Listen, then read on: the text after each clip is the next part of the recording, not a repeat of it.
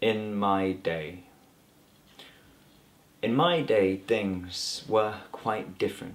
Then came a huge change to the whole system. A quite strange new wave of consumerism. What happened to values and humanism? They developed the devil and he grew within them. Truth is hidden. Turn on the news whose views are spilling and whose interests are served by the killing. It's thrilling. Still haven't got equal rights for women. Politicians lie whilst hands shaking and grinning. What kind of election are they actually winning? A short, sharp ego boost for a minute. Surely now the ice they're skating is thinning, but it's not. You people still put them at the top. And simply doing something is doing a lot. Not forgetting the one thing you still truly got is your whole life ahead of you. Now allow me to stop. And right there the old man leaned back in his chair, reached back and scratched a spot where there used to be hair and nodded off, blissfully unaware. The little boy listening's jaw dropped and he stared. He was scared by what the old man had said. How could he ever prepare for a life so full of despair? It isn't enough just to care and ask how the world can be fair. The thing that needs to be shared is action, cast away from distraction, interaction with every colour and faction. And if just a small fraction of the world comprehended the laws of attraction, we'd have hurled ourselves forward without any traction, creating a chain reaction and finding our compassion.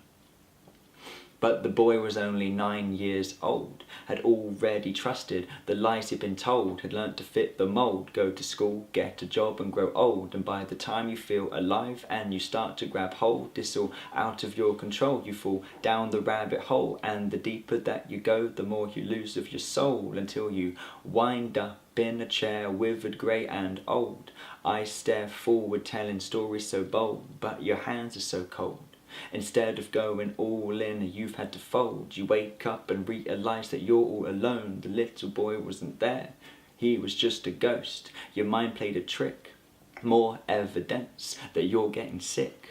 You can't define or predict when your final exit has arrived, and that's it. The whole time you just sit and you find that your mind has declined just a bit. But it's fine, just smile, in a while you'll be fixed. Though, as we know, a cure doesn't exist.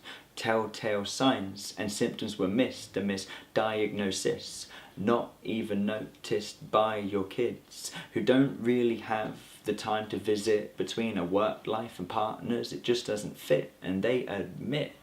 I really wish that I could see you more. And though it doesn't feel like a chore, and no, it's not a bore, yes, I'm sure, I just had more time before this. Now I've got a mortgage and I'm raising 4 kids. It really is exhausting. I feel like I'm performing in a show that's not rewarding. I'm like a song without a chorus. How much longer must I endure this? And now you're just ignoring. You're just staring at the floor and you may as well be snoring. Oh, you're so frustrating and enduring. Out of my heart I have been pouring my... Oh my God, your temperature is soaring. Oh, you poor thing.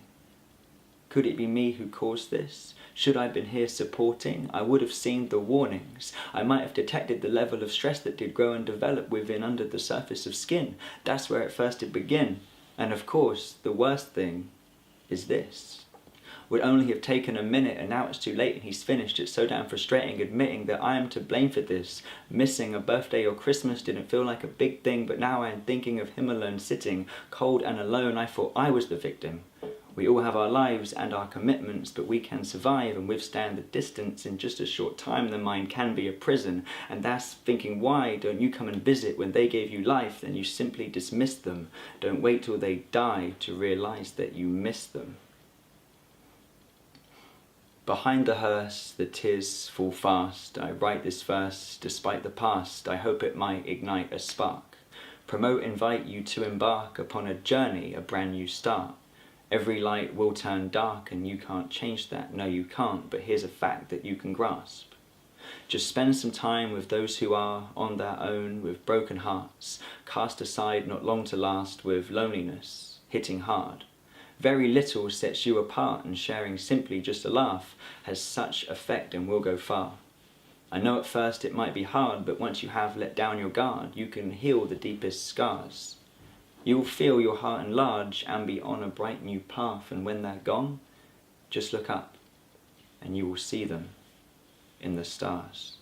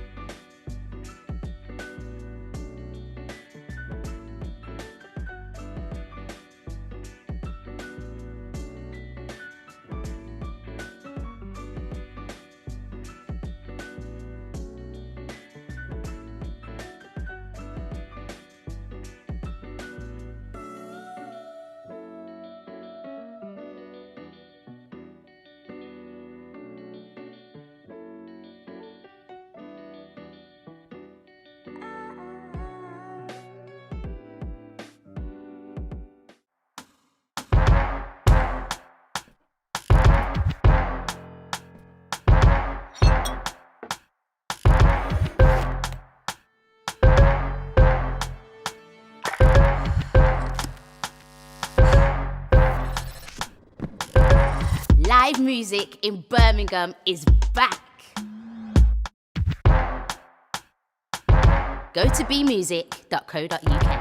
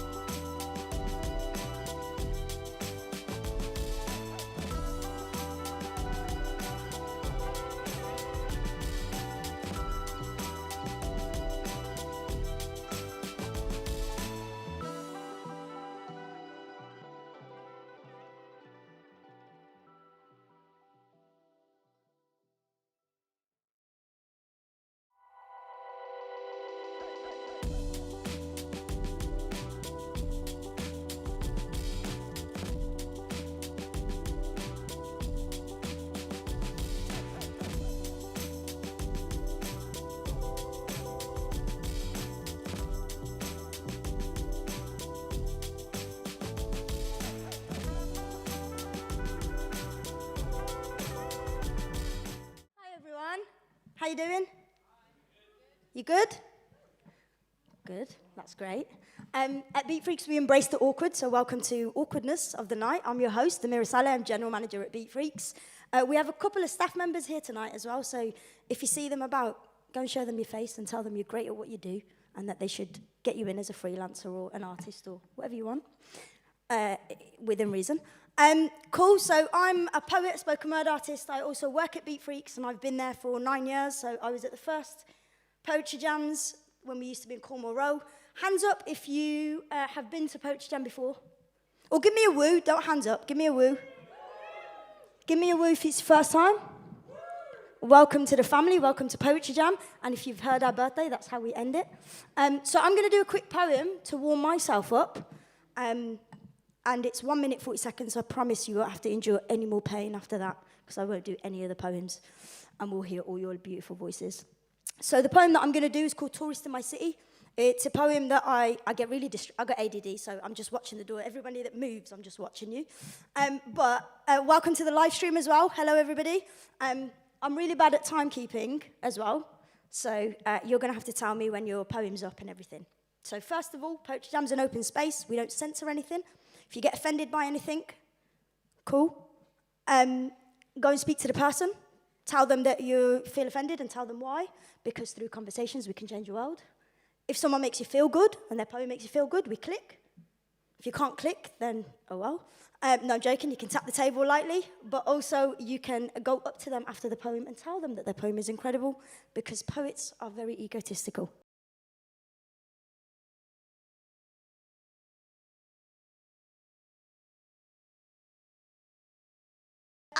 At Beat Freaks, it's BEATFREEKS. Please don't spell our name wrong. And it's spelled like that because in the middle it says be free. So if you didn't know that, you learned something new today. And at us on Instagram, Twitter, Facebook. Who uses Facebook nowadays? And, sorry, Andrea. Awkward. And hashtag Poetry Jam. At B Music Limited, they are this beautiful venue and space. B Music spelled like that. And tell them that they're amazing for giving us this space for free, because they did. You also have surveys on your table. I'm going to do a whole spiel about the surveys in a bit to get you to fill them out, because that's how we get these spaces for free, and you here for free, and this venue for free, and you don't have to pay for anything except for your drinks. Anyway, I'm going to shut up because Paul's walked into the house, and I'm going to do my poem. This is called Tourist in My City. It's a poem that I wrote for the Commonwealth Games handover from the Gold Coast to Birmingham. If you don't know, Birmingham 2022 is happening next year, where Birmingham shows off to the whole world. It's 1.4 billion people live watching the opening, and about 1.6 watching the closing, which is incredible. So when I did the closing ceremony for Australia, when they were handing it to Birmingham, they asked me to write a poem, and I wrote this. My marhaba, salam, namaste is a tourist on your tongue. It visits when it feels your city will open its borders. See, my city speaks out like activists in protest.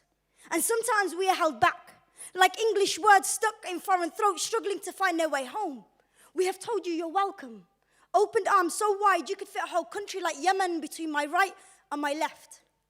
But we haven't forgotten what you did for us, with us, to us, and we won't.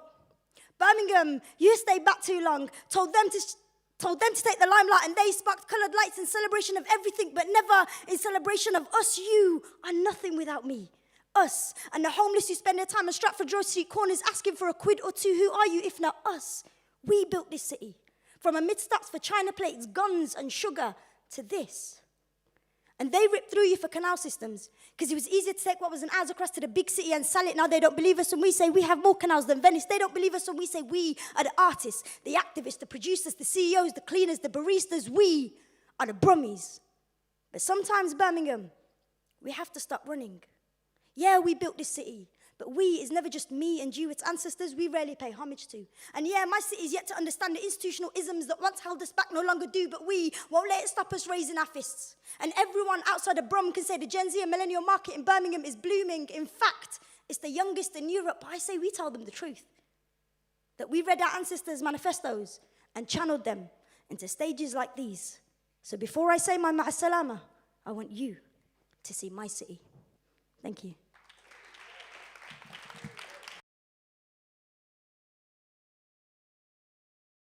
Just calm me down, it's actually rolled me up. Anyway, welcome to Poetry Jam, and I hope you have an incredible night. I've got the list of open micers. We're going to take a couple of breaks in between, so don't feel like you have to sit in the same seat.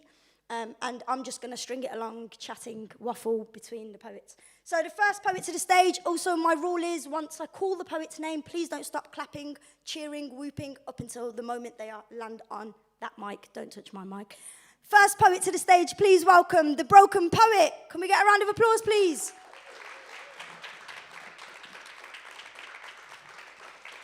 Keep the claps going.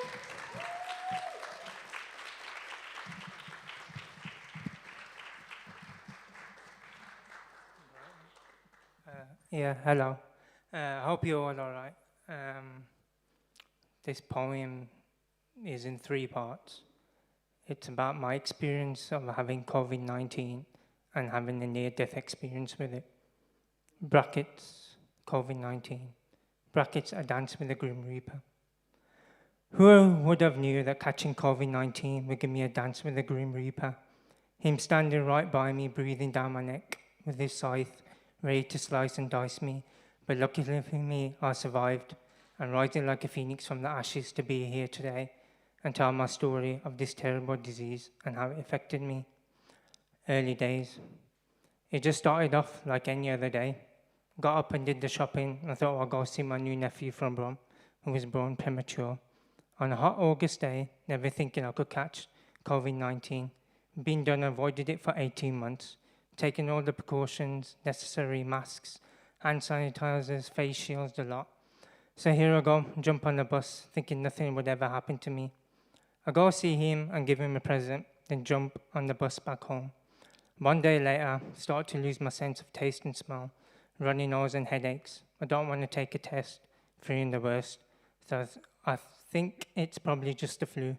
Normally I can get over it within a day, but this time the symptoms didn't go away. So I thought I'd best go to the chemist and grab some lateral flow tests. Within an instant of taking my test, it came up positive. Shit, how can this happen to me? I go and take a PCR test to make sure I really have it. Next day, sure as hell, it comes up positive. Fuck. Now I have to call up everyone I've been in contact with and tell them to get a test. Hope no one else I know has got it. Turns out, I passed it on to the whole family. Fuck. Now, how the immense guilt I felt and anxiety passing it on to my family, especially my sister who had just had a baby, made me feel guilt like never before. Every day knowing I was the one who passed it on to them. 10 days in isolation shouldn't be so bad. Got plenty of things to catch up on, but I was just in bed all day and night. Tinnitus ringing through my ears, so I couldn't enjoy a thing. Day 9 was when it was time to call the ambulance. They said if I stayed an extra day at home, I wouldn't be alive today.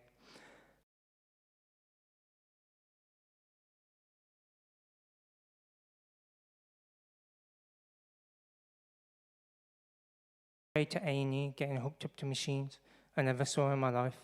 Canola stuck in my arm, pumping me full of drugs, not realizing what is going on.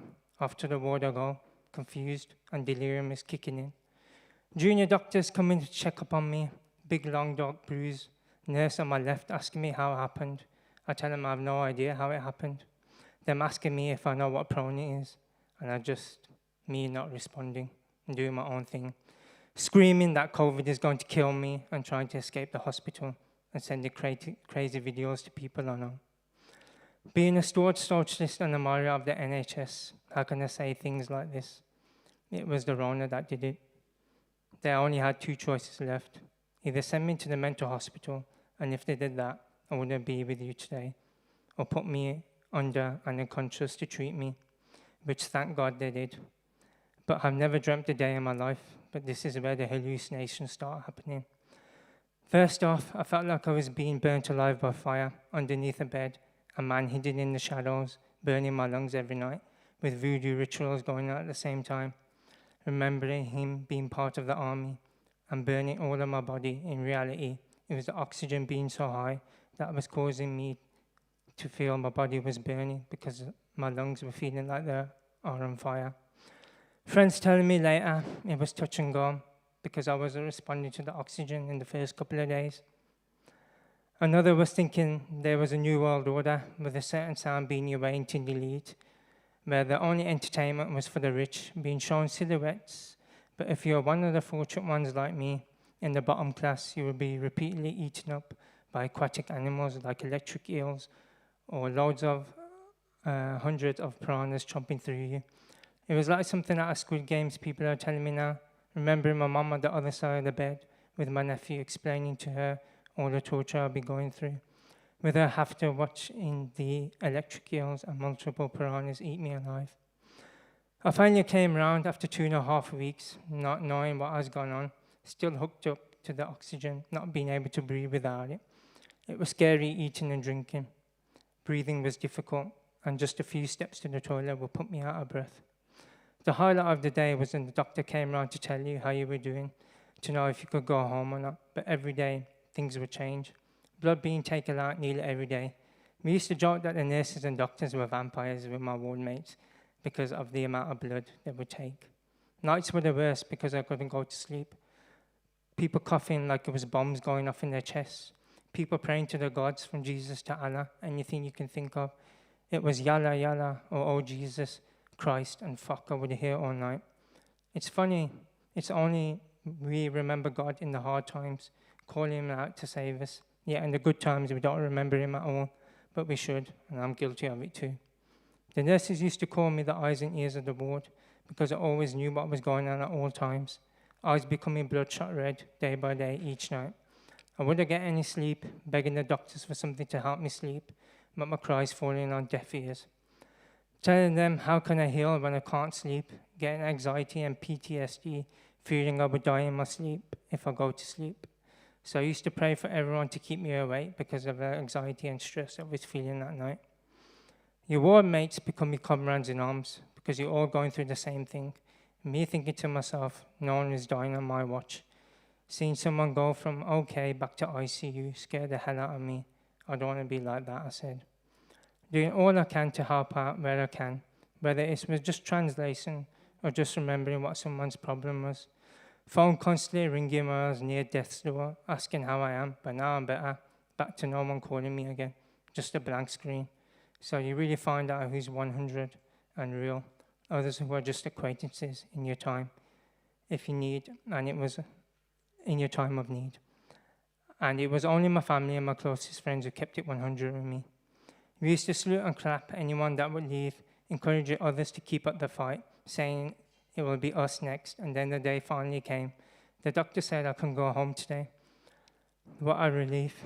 A wave of happiness falls upon me, but I have to pass a 40-step test before my freedom is given to me later on in the day. Junior doctor comes to see me, but forgets to put the observation machine on me whilst I'm doing the test. I pass, but a nurse comes to check my observations, and my heart rate is not right. I'm beating way too fast after the steps. But the doctor had left and given me the OTK to go. So they give me a heart pill to see if it's going to calm it down before I can go. An hour goes by and everything seems to be good. So I can leave. A big bag of drugs and an oximeter to check my readings, and I'm allowed to go. Finally get through the front door and see my mum, and the happiness on her face is something I will never forget. Calls 3 times a day to check how I'm doing, but tragedy strikes 24 hours later, and a bank holiday Monday. The readings are too low, and it's off to hospital I go again. Starting to know the nurses' names off by heart. At this point, get brought back to A&E and hooked up to the machines, and have a cannula put back in it. Thinking I can't be going through this again after 24 hours of being at home, my heart broke when I was there in the hospital and taken back up to the ward again. Like Daniel Bedingfield once said, just gotta get through this. New faces, but some familiar from last time. Nurses shocked to see me again. Were you just discharged a day ago, they said. Me joking. I must have missed them too much to be back here again. 11 more days straight, not on any oxygen, which is a good sign. They said all we're keeping you in for is scans and 1 MRI done. Sound, no blood clots in my lungs, airways always clear. Fuck knows how, being around smokers all my life. Day by day, being kept in for scans. When you're a COVID patient, you'll last for everything. I was told scans constantly being cancelled. Finally, they decided to do them for me as an outpatient so I can leave again and not come back, so I thought. Blood test done at the doctors, then get a call from 111 at 1:30 in the night, telling me they found some abnormalities in my blood and I'm at risk of a heart attack. I tell the nurse, I've got an appointment at the hospital in the morning. Can't I just go then and stay in bed? She says, no, you need to go now. So I get an Uber and off I go. Get to the front desk and tell them what the nurses told me on 111 call. From 2 to 8, I had to wait to get seen for them to tell me I could have stayed in bed when I got seen because the numbers didn't match me having a heart attack. I went to an appointment and then went for my scans and haven't been back since. Who would have knew that catching COVID-19 would give me a dance with the Grim Reaper? Him standing right by me, breathing down my neck with his scythe ready to slice and dice me. But lucky for me, I survived. And rising like a phoenix from the ashes to be here today and tell you my story of this terrible disease and how it affected me. Recovery. Coming back home felt like the best day of my life. Getting to see my mum, my nieces and nephews and brother felt overwhelming after everything I've been through. To see their faces for real and be able to touch and hold them again meant everything to me. Luckily, we all survived COVID-19. That's not the case for some other families. COVID really is a nasty disease. Every day now means so much more when I wake up. Every smiling face, the taste of food is so much sweeter and drink tastes so much better. From the leaves falling from the trees in the winter, life means so much more to me, being inches away from the Grim Reaper taking me away. The first few days back, I couldn't even walk down the street without getting breathless and stopping for a sit down to slow my heart rate down and catch my breath. It's left me with lots of long-term effects, a higher heart rate, breathlessness at times, slow my walking down, loss of my sense of smell, hair loss, damage to my nerves where my hands sometimes drop food when I try to eat it. I keep reminding myself I'm one of the lucky ones to be alive because I could have had my coffin drop 6 feet deep, just like Darby Allin's finishing move. The nurse said to me before I left, you have a second chance at life, clean slate. So it's like Iggy Pop once sang, I have a lust for life again. Health really is wealth because all the things that used to matter to me that were material, the only thing that matters to me now is unconditional love. I still have my hopes and dreams that I want to achieve, like road tripping across the USA or visiting Japan again one day, making music and putting my poetry to it. Now I have my second chance. I'm determined to achieve all these things somehow, some way. So God bless the NHS, all the doctors, nurses, cooks and cleaners that are still putting their lives on the line every day, because if it wasn't for them, I wouldn't be reciting these words to you today. Rest in peace to the 5.1 million that have died and left their families in an immense amount of pain, because I could be one of those statistics, but I was saved. I guess the moral of the story is don't take anything for granted. Cherish every breath you take, every touch and hug, kiss. Tell everyone you love them every day, because who knows what tomorrow can bring. Trust me, I can testify to that from experience. Who would have knew that catching COVID-19 would give me a dance with the Grim Reaper, him standing right by me, breathing down my neck, with his scythe ready to slice and dice me. But lucky for me, I survived, and rising like a phoenix from the ashes to be here today and tell you my story of this terrible disease and the way it affected me. Thank you.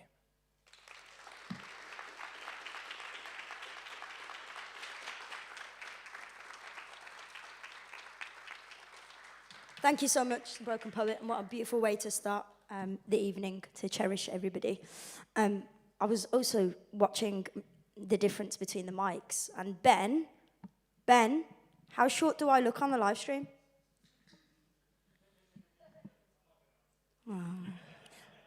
Amazing. We're going to keep the night going. I'd like to invite next to the stage Shaq. Can we have a massive round of applause for Shaq, please? Keep it going.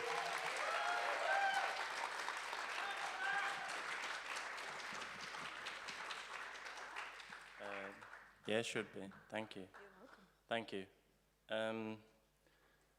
So, I got asked to write a poem for Black History Month, but that was last month, but fuck it, we're carrying it on.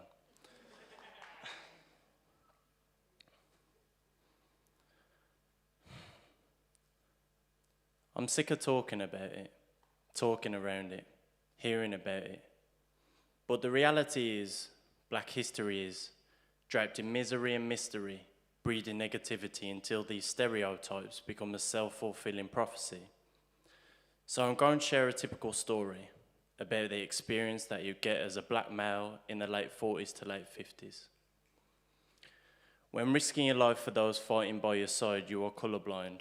That's what Winston told me. Winston was a black Jamaican who fought for the British Army. Winston was a black Jamaican who fought for the British Army. When he moved to England, he had to study karate because these teddy boys tried to harm him. Sorry, I'm messing up. Thank you. I'm going to read off the page. Let me start again. When risking your life for those fighting by your side, you are colourblind. That's what Winston told me. Winston was a black Jamaican who fought for the British Army. When he moved to England, he had to study karate because these teddy boys tried to harm him. He told me that training kept him mentally strong, even when his physicality was gone from getting beat on, until he was unbeatable. They said you don't deserve to be here, you black scum. But without people like Winston, would you still have your freedom? Because at the time this country was getting bombed on. It was a world war he was a part of. Winston is on their side, but seen as opposite. These guys weren't colourblind, they were hateful racists, which the Windrush generation had to deal with. Winston fought overseas, but in these inner city streets it was more gritty than it seemed when knives slipped from underneath a sleeve, cutting away at Winston's skin, causing him to bleed, then left to die with no mention of calling the police. Because these teddy boys weren't just racists, they also terrorised their white neighbours. So it was fear that gripped them, you see. With a misunderstanding of what we choose to believe, if you fight for here, do you belong here? Winston asked me. He spoke about these events so calmly, it seemed as if he was at peace. It's a miracle he survived and compromised, even though the reality was he was seen as the enemy. In fairness, he probably should have been welcomed into this country. To be honest, what black history has taught me is that just because you give so much doesn't mean that person will be grateful. Just because you love doesn't mean the response won't be hateful. You have to be aware of how they will play you, because like Judas to Jesus, they will betray you. And dealing with abuse leaves many future generations confused about their roots. That's why we keep on talking about it, hearing about it. The confused just talk around it. Draped in misery and mystery, black history is damaged, but still managed to create so many beautiful things. Beautiful people with ideas that will advance and enhance this existence at a glance. Building houses with a strong understanding of how the foundation was built from the past. Thank you.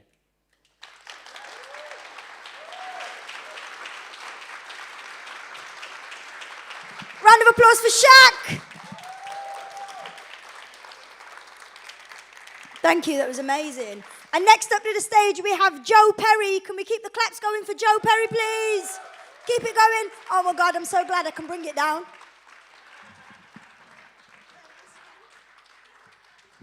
I was very happy about that. Good evening, Birmingham. How are we doing? So, I'm a comedian. I should start out with that. Thank you. Thank you very much. In the back there. It's good to be here. So, recently I got out of jail. Jail is where you go before you go to prison, but I wasn't in prison, I was in jail. Before I went to jail, things were going well for me. I went from Pall Mall to Fleet Street.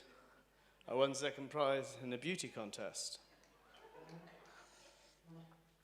I didn't do anything wrong to end up in jail. I did nothing wrong. I was just unlucky, just one of those things, just a roll of the dice.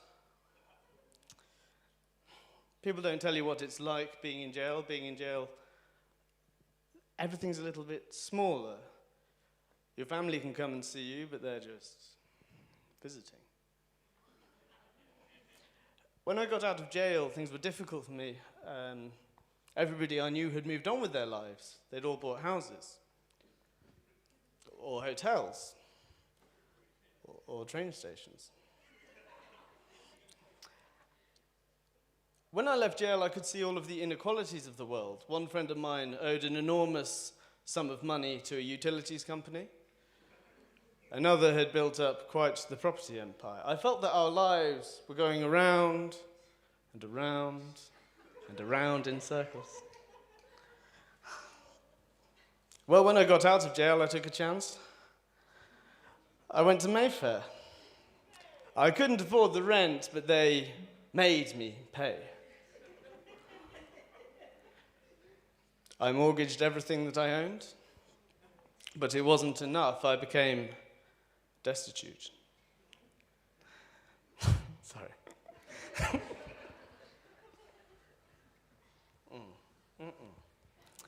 I became destitute. The landlord, like I say, it wasn't enough. The landlord came to me and he took everything that I had and he said it would be double if he ever saw me again. He was 7 years old.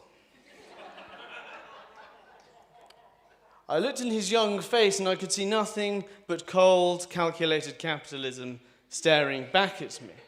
He had grown a big, waxy moustache. He was laughing while he spoke to me. He mocked me. He mocked me. So I punched him in the face. So anyway, like I say, I was in jail. No. You guys have played Monopoly, right? You know the tagline? Like capitalism, have kids, try Monopoly. Get them started early. I believed the lies that Monopoly told me when I was younger. I thought I'd get older and get into the property market. Get into the London property market, the best place to be. So I took a train to the Old Kent Road with £60 ready to get some London property. Well, you can imagine my surprise. No, it's difficult. It's difficult to know how to invest your money, so I got involved in a pyramid scheme over lockdown, so if people don't know how pyramid schemes work, I'll enlighten you.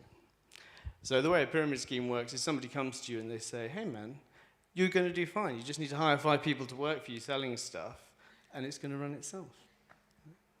But the problem is those 5 friends that you hire, they've got to hire 5 friends under them. That's 25 more people. And under them, there's 5 more each, which is 125 people, and under that, 625 people. And quite quickly, you have to hire more people than live on the entire planet. Right? Well, you go to your friends and you explain to them that you give them the whole spiel, the same thing you heard. You go, you just got to hire 5 people, man. You got to hire 5 people. But what they can hear is what you're saying really desperately is, can't you see? We must build the pyramid. We must build the pyramid. So anyway, I left that with no money, no friends, and my girlfriend left me. It's not related, but it's... still, there's no point in being nihilistic. No? Fine. It wasn't when my girlfriend... So when my girlfriend left me, she was finally able to tell me all the things that she had always wanted to say but couldn't. She said, Joe, I can't be with you anymore. You're depressed. And I said, I'm not depressed. I haven't cried in 10 years. She said, Joe, you're closed-minded, you're dismissive. I said, that's ridiculous. She said, Joe, you're argumentative, you're pedantic. I said, I'm not sure that's quite right. And then finally she said, the last thing, the damning thing, she said, Joe, I could deal with these things if only you could communicate, but you can't communicate. Then I didn't say anything. No, I think I know the real reason. The real reason she left is because she knew that I didn't want to have children. I think that she did, right? So I don't want to have children because, I don't know, I don't think I can deal with having somebody who's entirely dependent upon me. I mean, especially when their dependencies revolve around their inability to sleep, their hunger, and their poor personal hygiene. And it's not that I hate babies, by the way. They've done nothing wrong. No, it can be more innocent. I just think the job of parenting is the worst job in the world. I mean, the hours are long, the pay is low, and the customer is ungrateful. It's like working in Wetherspoons. But the thing is, you love them, right? That's what Mother Nature figured out. You can create a whole new person and just love them completely, and people they're drawn to that, right? But it's not a job you'd usually accept. I mean, imagine your brother-in-law turned up and came to you and he said that he wanted to stay in your house, keep you up all night and eat your food after you'd weaned him off sucking your wife's tits. You'd never say yes to that.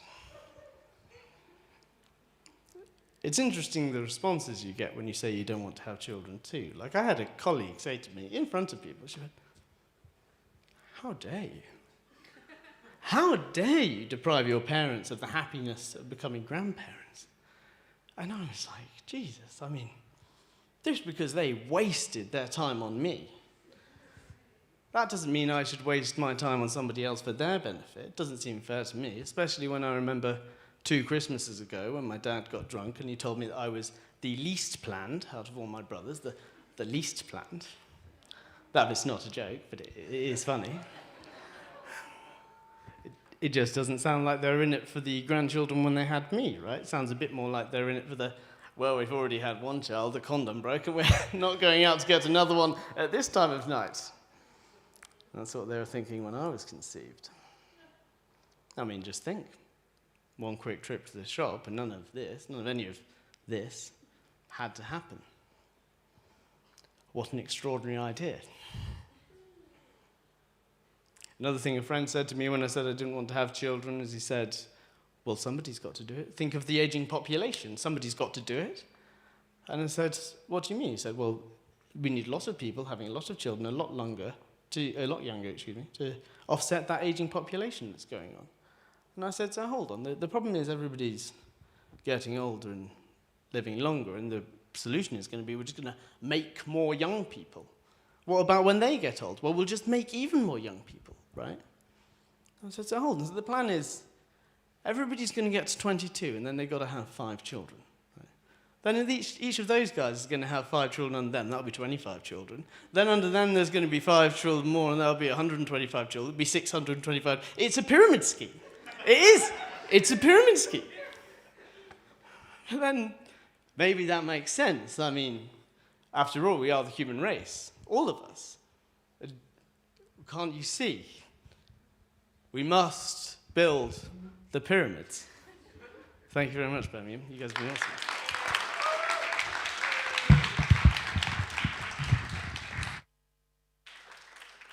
Thank you so much. Also, I'm so with you about the having children thing.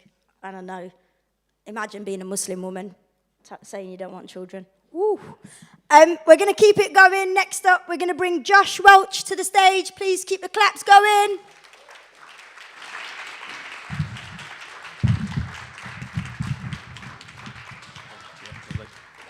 Thank you.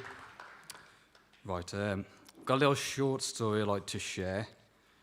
Just the one, it does involve me shouting, so I'll step off the mic, because that'll be bad enough. So. In 14 years with the firm, David had never been late. He'd never been anything other than early. The mere thought of being unpunctual enough to make the nervy little man perspire. Yet on this Monday morning, David found himself approximately 6 miles from his office, stood on the steps of his hometown's magistrate's court, watching the crowds hurrying by towards their places of work, asking himself why he of all people should fall from life's dependable axis. A look at his watch confirmed what he already knew. He couldn't get to his desk by 9 even if he wanted to. And if he couldn't be on time, then he simply could not and would not go at all. David had to go through with this instead. My name is David Fitzmaurice. My wife left me for another man. My children are growing up without respect for me. My colleagues take advantage of my timid nature. But I have a voice, and there's things I like to say.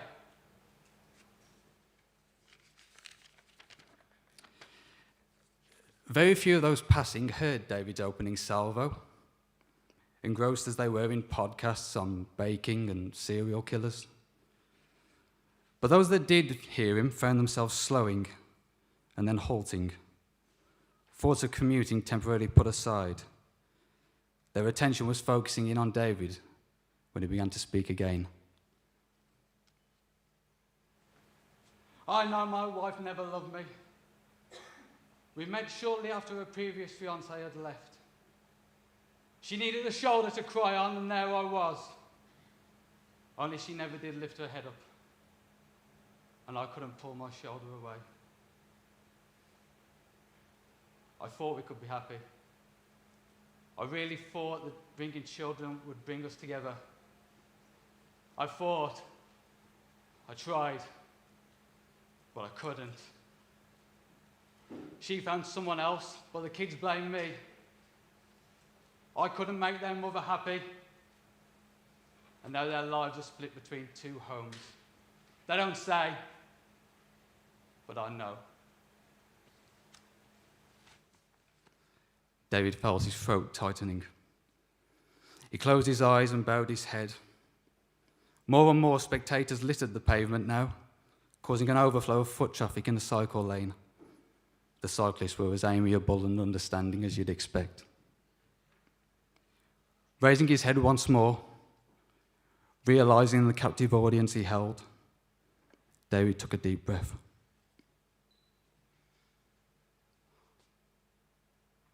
My whole life I've tried to appease others, putting their wants and needs before my own, and I'm the one left isolated. Unable to please anyone, especially myself. But no more. No more. That time has passed. The person I was, he's gone. From now on, I'll be the person that I want to be. A person who stands his ground, who commands respect of those around him, who heads home after work knowing his loving family are waiting for him eagerly. That's the life for me.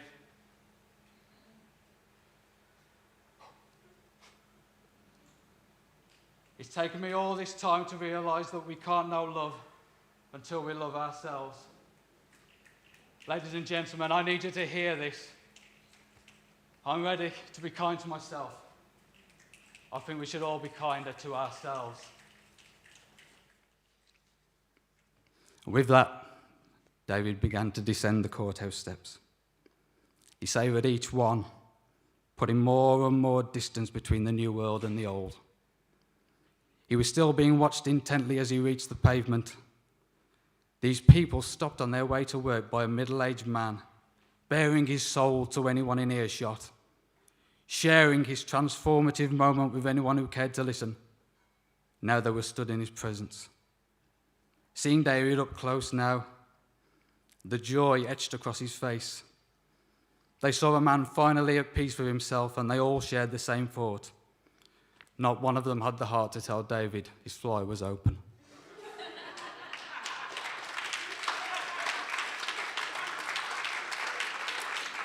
Thank you so much, Josh. And we're going to keep it going. Keep your claps going. We're going to invite to the stage Mehdi. Keep the claps going, please.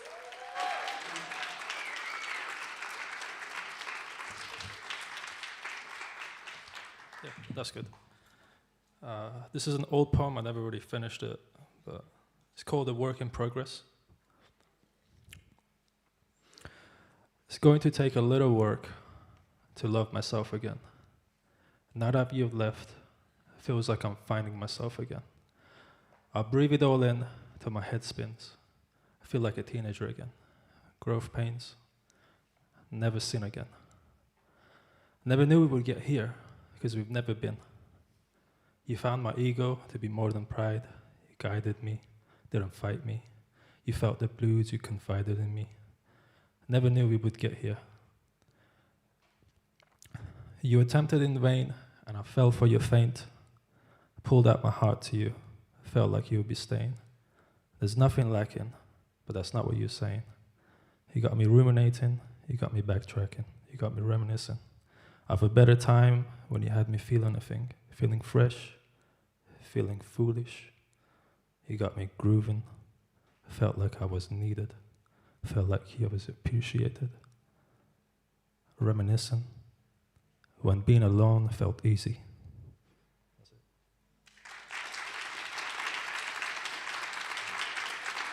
Thank you so much, mate. It's annoying me because I look super short when I'm standing next to it. Thank you so much. I wanted to, hands up if you know how to use a mic, as in maneuver a mic-ish. This is one thing that you will be very surprised to know that a lot of people don't know how to use. So I'm going to give you a free lesson. You're welcome. This one here, twist, takes it up and down. Yeah? Got that? This one here, up and down.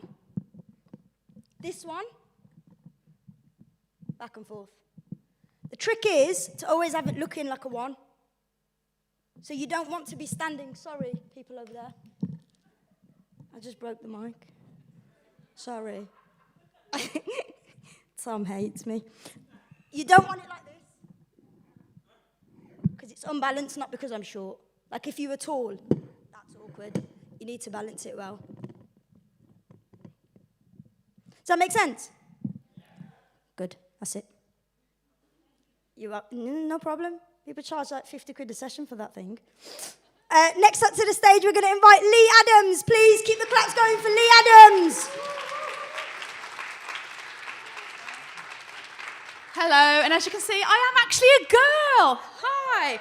So I wrote this yesterday, and I am a comedian, so I'm actually quite happy that there was a fellow comedians in tonight, because I thought, oh God, what am I letting myself in for? And I've actually wrote some prose a little bit, and it's just called Hello Names. So it begins like this. If I said hello to you, would you say hello back? Let's see. Hello! It worked. So I've actually wrote names from A to Z, so bear with me. I was on the train yesterday, it was a long drive. Hello, Andy. The one bloke who's always randy. The less said about that, the better. Hello, Becky, who's always on the recce. Did you ever make it to Timbuktu? Hello, Chester, with your pants that always fester. One sniff, I kid you not, could kill. Hello, Delilah, with the strength of a tiger. If you're male, she'll never let you go.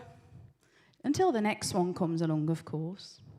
Hello, Ed, who's always 3 steps ahead in someone else's shoes. They're probably nicked. Hello, Flo, who's always on the go to the toilet or pub. But when she does go, that's embarrassing because she always mixes the two up. Hello, Gaz, who loves to jazz. But playing by yourself in front of a mirror, that's a different thing. But last time it was just awkward. It was the window. Hi, Anna, with your hair so fair. It will sting you if you dye it down there. Oh, dear. Hello, Iqbal, who has a story to tell. Not his own mind, he's just nosy, he likes to gossip about you. Hello, Jess, who suffocates you with happiness. She's a hugger, and she won't let go until you turn blue. I know, I've been blue a few times. Hi, Carl, with a K. What can I say? Oh, yes, twanging a stranger's bra is naughty. Yeah, don't do it, Carl. Hello, Lily, who is always silly. Putting a croissant on your head doesn't make it a hat. Yeah, strange girl. Hi, Mick, the man who makes you feel sick. Salt in a hot cup of tea is not good. It just makes you sick. Hi, Nat, with the arms like a bat. Avoid her, she's just weird. Hello, Otis, the man with the dish. I don't know why, but he always seems to have a dish everywhere he goes. Hello, Phoebe, who we call the EBGB. She's just weird. Just stay away from her. Stay away. Hi, Quentin. Where have you been? Oh, dear. You fell in the bin. That's where you went. Hi, Rosie, who's always dozy. Well, 7 gins will do that to you, love. Hello, Stanley. Have you managed to pee? No. Does it still hurt? Try to remember to remove the cutlery first. Hello, Tamsin, the girl whose head is always freezing. I told you not to shave, girl. Hi, Uzo. Where did you go? You were here a minute ago. That one needs a bell. Hi, Vi. Tell me why you cry. Oh, you like to poke yourself in the eye. Silly girl. Hi, Will. I see you are still sitting on the windowsill. You didn't find that spider, did you? Hello, Zena. You can come nearer. It's not your fault you're a smearer of jam on clothes. Don't hug her, you'll get sticky. Hi, Yosef. I like you the best. Staying for a natter? No. Never mind. See you later. I must remember to keep hold of him next time. Hi, Zena. Last but not least, she makes you feel inferior. Well, she is 6'4", very tall. So that is my little verb of hello to all the names that are from A to Z. Thank you. I've been Lee. Thank you very much.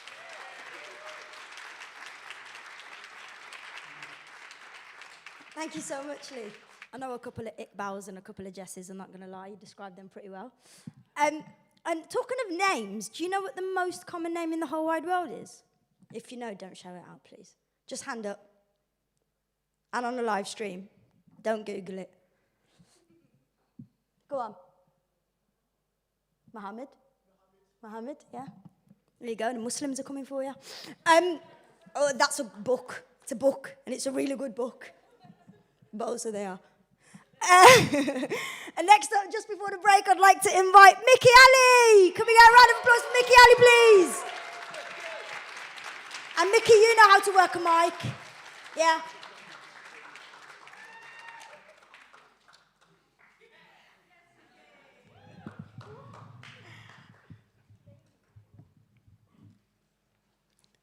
Hello. I think I'm probably beating the war on who has the most swag in Poetry Jam, because I have these lights up gloves, I have the glasses which you always see, but I also got this. It's a scarf my friend got me from the States that she handed to herself from spare wool, cotton, the thing they used to knit. I don't know, I don't knit myself. But yeah. So the piece that I have got,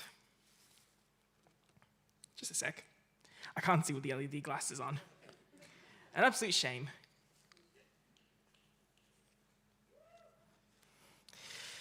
So I got stuck between two pieces. I don't know which one to go for. That's usual for me. So, would you want to hear a poem that came from the prompt, floats away from the pain, or would you want, if I can find it, would you want a poem from the prompt, a story you tell about yourself? Bearing in mind that second one is a bit of a dark one. So which one? The second one. Okay. All right, so this one I made on the 24th of October, yes, October, in the Mind Over Matter workshop that was on Zoom. And again, this was a poem from the prompt, a story you tell yourself about yourself. But this one is a bit of a dark mental health one, so that's a trigger warning for everyone on the live stream as well.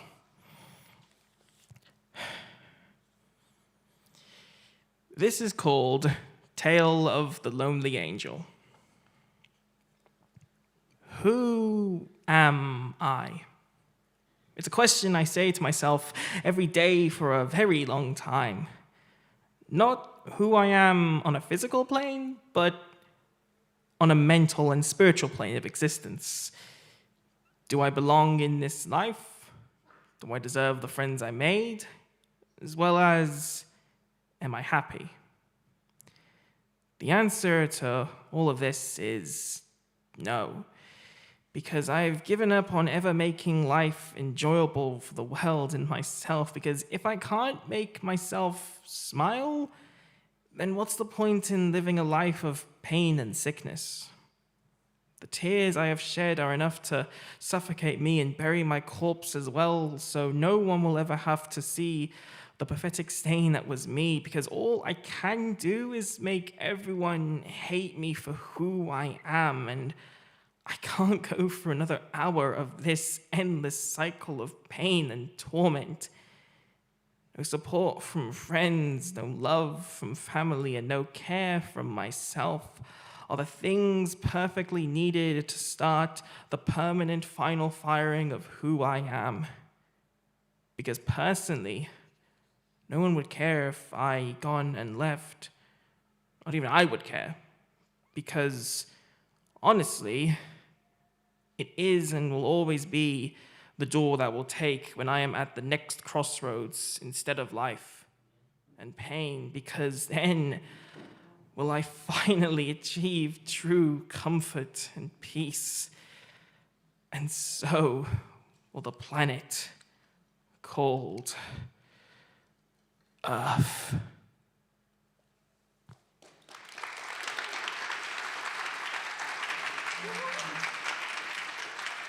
Round of applause for Mickey Ali, please. Thank you. And that concludes our first half, but don't move. Wait. You might have seen some papers on your tables. This is where I told you I was going to give you this speech about why the papers are on your tables. So part of our organisation, Beat Freaks, is funded by Arts Council England. It means that we get regularly funded to put stuff on for free. This is one of those events that we put on every single month. You might know since 2013 we have been running Poetry Jam. We've only ever missed one, and that was because it fell on New Year's Day. And the venue never let us in, otherwise we were going to do it. So we run this every single month, no doubt. Everybody that's here, the team, we run this. It's free, as you know. The space is also given to us for free by B Music. The only thing that we ask for from you is to fill these out so we can tell them to give us more money to keep doing things for you. That's literally it. So please fill them out. And once you've filled them out, if you just hand them into the back, Jamie, if you give everyone a wave, if you just hand them to Jamie, and if we can get every single person to fill it out today, then we have concluded our annual target. So please do. Thank you so much, and I'll give you a 7-minute break. I'll see you back in 7 minutes.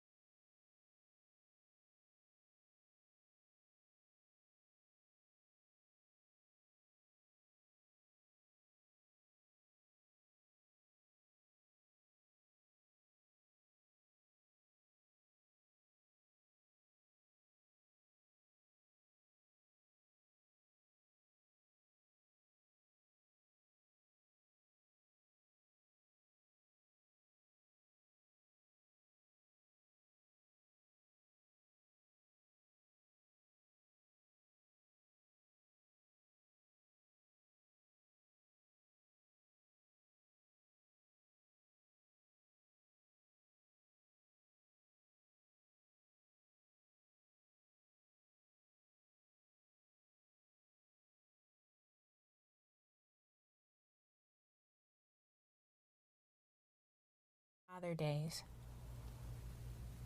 Another day, another replay of your death.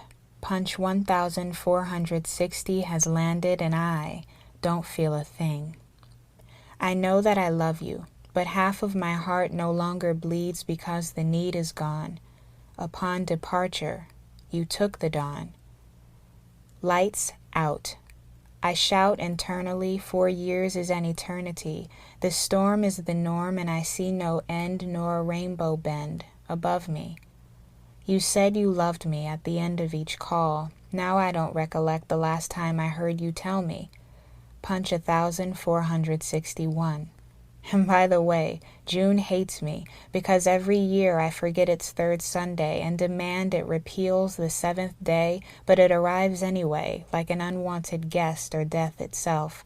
So I stumble each 24 hours with power only to lie in the darkness of my bed where the new summer sun can't find or comfort me, and I refrain from burdening those children and their families, celebrating fathers while I mourn mine and wonder how long before my flesh falls from me, that our spirits embrace and meet again, never to depart this time.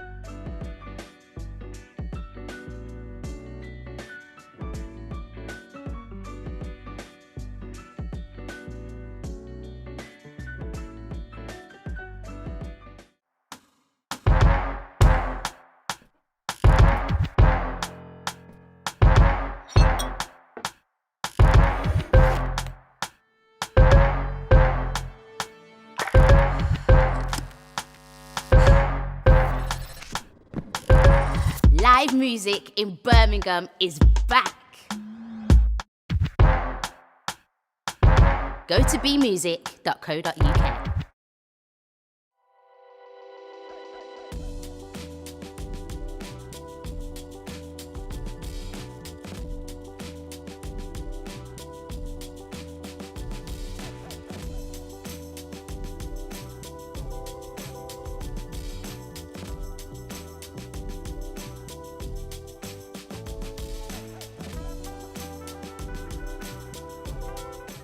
Seats, please.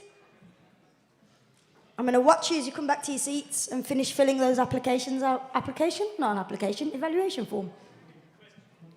It might as well be an application form, the questions that they ask.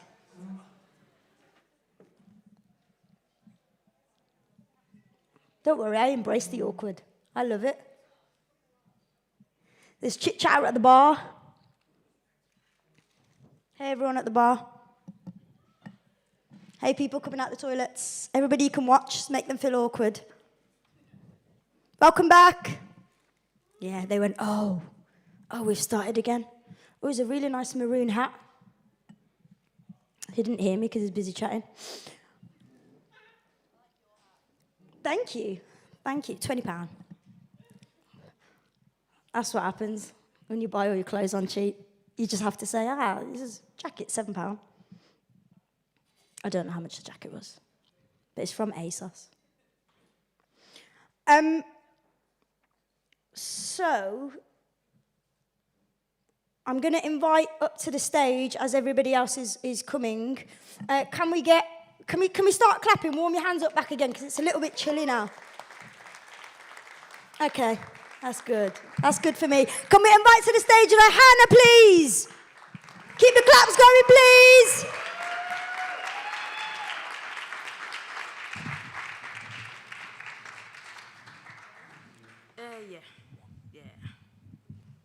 Hi. This poem's called Ordinary People. If I stutter, it's because I finished it on the bus on the way home from college, so it's not rehearsed. But the need to survive started a fire in me. There's a parade of their flames dancing in my ligaments. These ashes are ignorant, ashing in places that are flammable, my heart tangible but made out of paper, origami.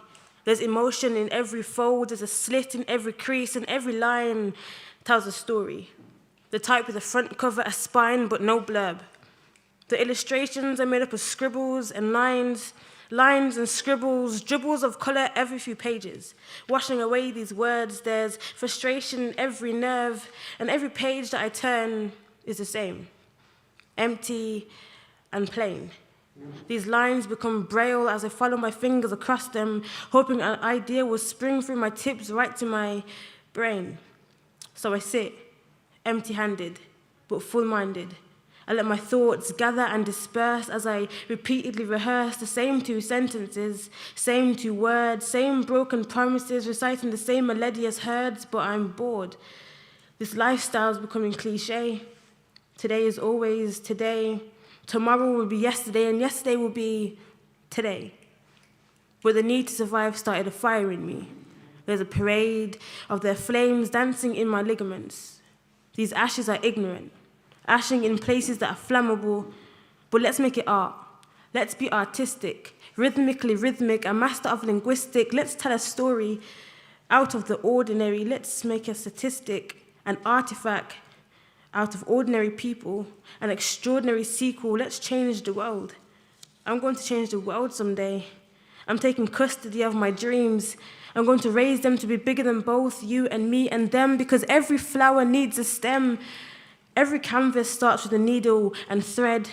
Every speech begins with a single word being said. So, who's telling you that you can't be great? Which physical object is standing in your way? You see, I see, I see you, because it took me a while to realize that, too. I spent years trying to people please, but you can't people please the people that don't want to be pleased by any people but themselves.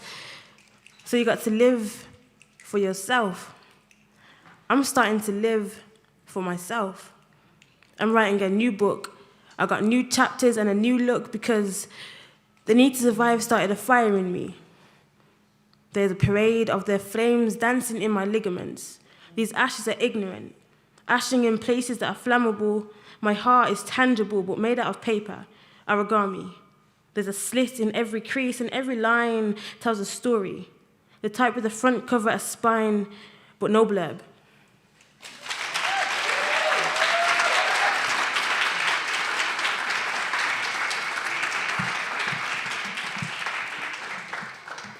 You're a brilliant writer, absolutely phenomenal writer. Well done. Can we get another round of applause for Hannah, please?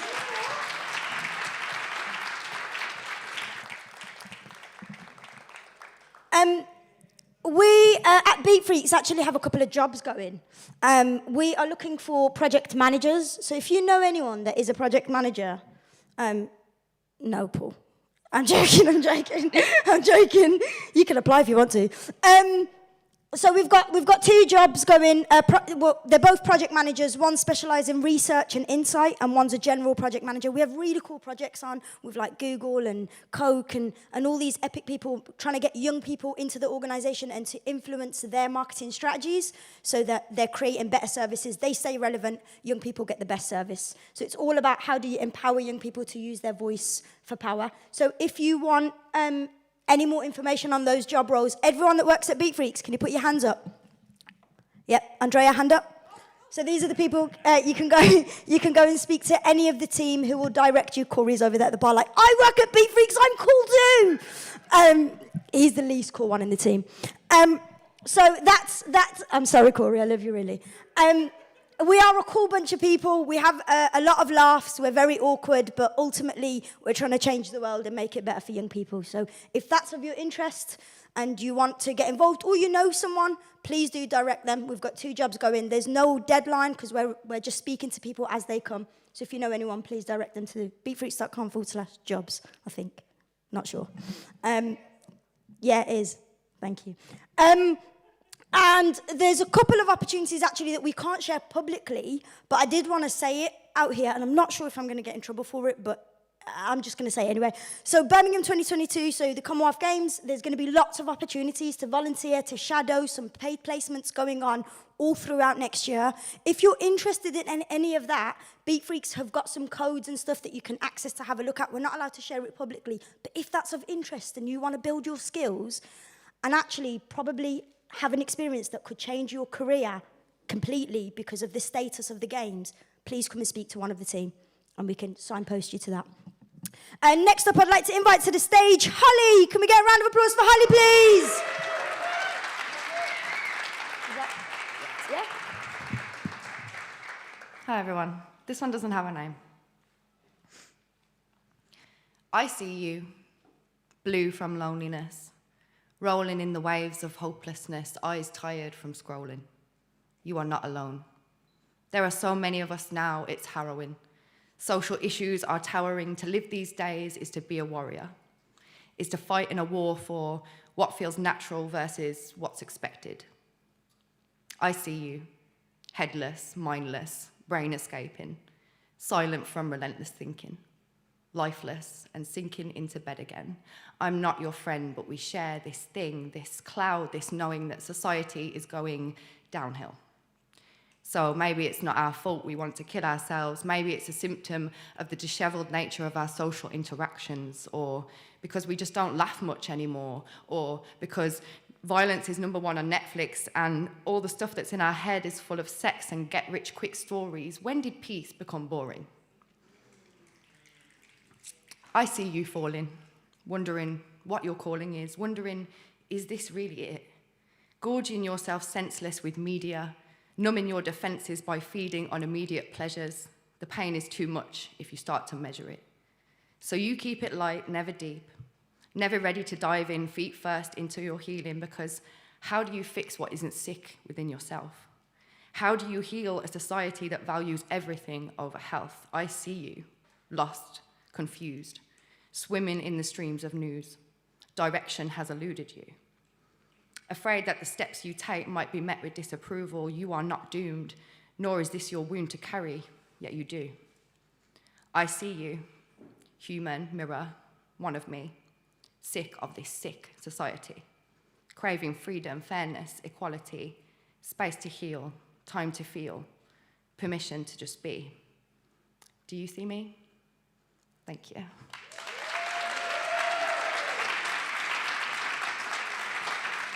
Get a round of applause for Holly, please. Thank you. And next up to the stage is Stephanie. Can we keep the claps going, please? Keep them going. Just squeezing through people.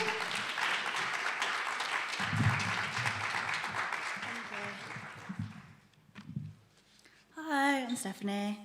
I'll just go to the right page. So this poem's called Are You Home Yet? Obviously there's a lot of stuff going on. It keeps happening to women and stuff, and now we've got people injecting people in clubs. But yeah, I wrote this around the time of Sarah Everard and stuff, so yeah. Are you home yet? We wrote. Terrified of walking alone at night, I don't even walk.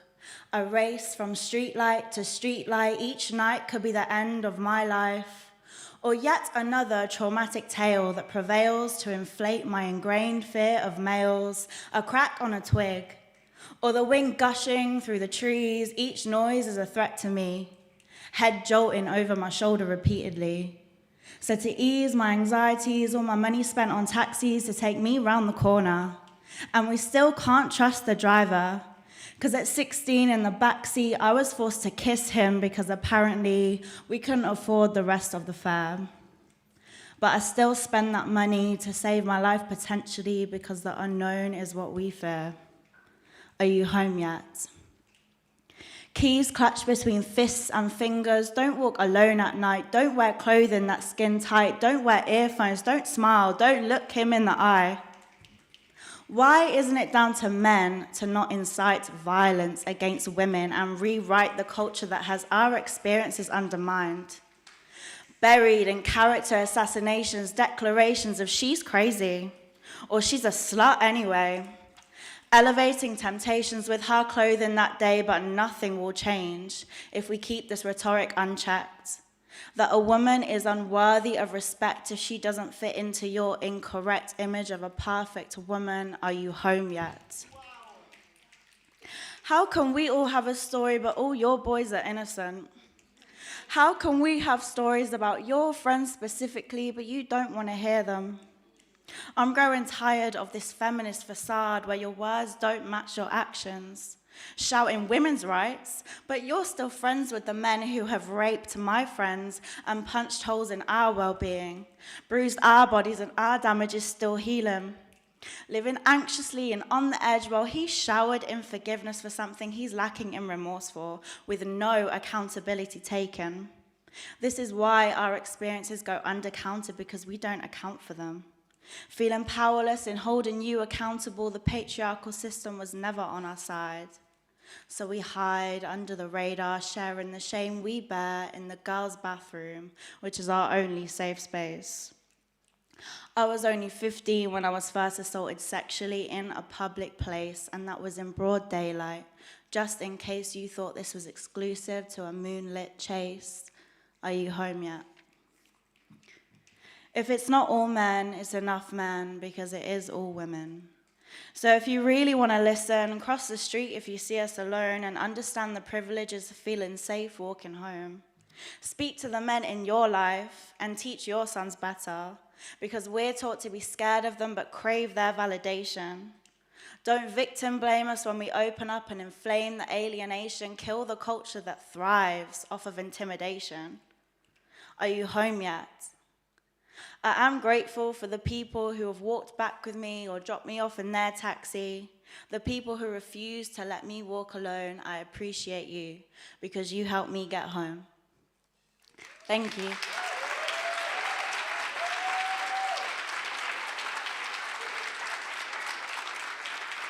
Thank you. Thank you so much. That was absolutely beautiful. And next up, heartbreaking, but beautifully written. Next up, I'd like to invite to the stage Zaki. Can we get a round of applause for Zaki, please? That's my fault. But a little bit lower, don't worry. Thank you. Yeah. Thank you. Sorry about that. All right, so this is a piece called Last Game, and it's about gaming. So if you don't game, then yeah, sorry. But yeah.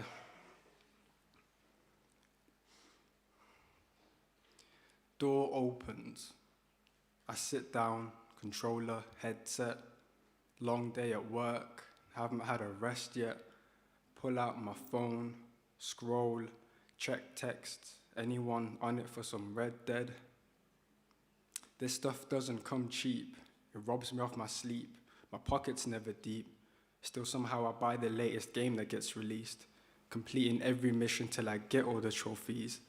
I find it hard to find any benefit it reaps. My mind's a modern warfare. I don't know if it's all there. I've got 12 personalities and they're all scared.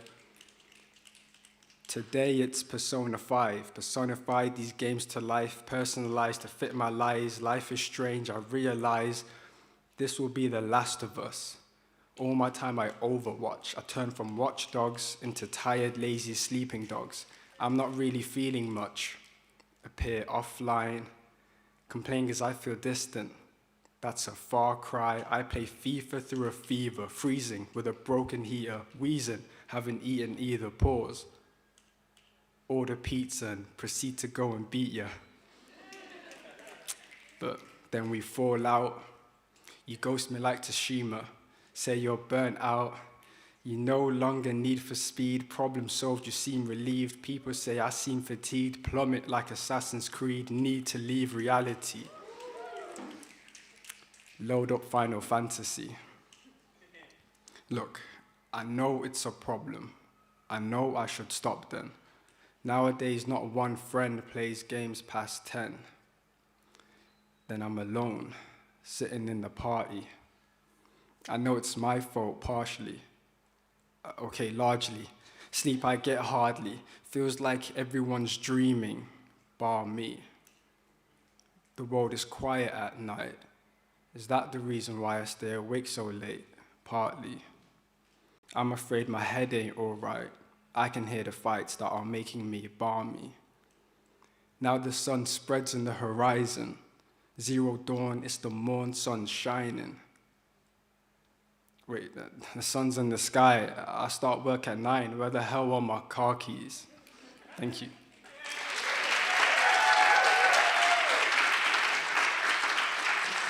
Thank you so much, Zaki. Zaki, can I get you back on stage, please? Just, A, because we look cool, but secondly, that was a joke. But secondly, because you're headlining soon. Wow, thank you so much. Yeah, wow. Yeah, thank you. Do you want to tell them? Yeah, well, I was nervous, I forgot, I'll be real. Yeah, I'm headlining an event called Empower Poetry, made by Ryan Sinclair, who's right there.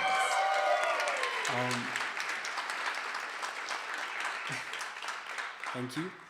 If I remember correctly, it's on the 24th of November, starts at 7 p.m. It's on Seven Sins Lounge in the Custard Factory, yeah?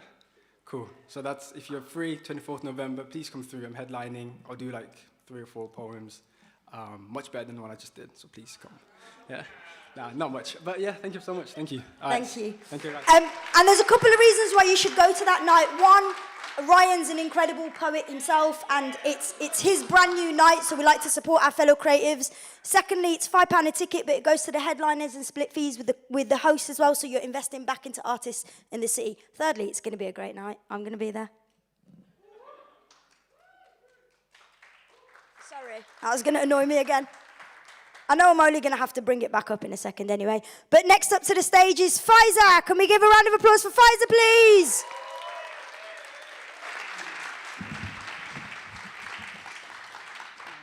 Thank you. The title of the poem is called Free Within. I've been in many places. I've seen so many faces. Dealt with many dirty bitches who put me in a whole lot of danger cases. Yet I'm holding down to my graces, always praying in times of my distresses. Man, I'm a God-fearing woman.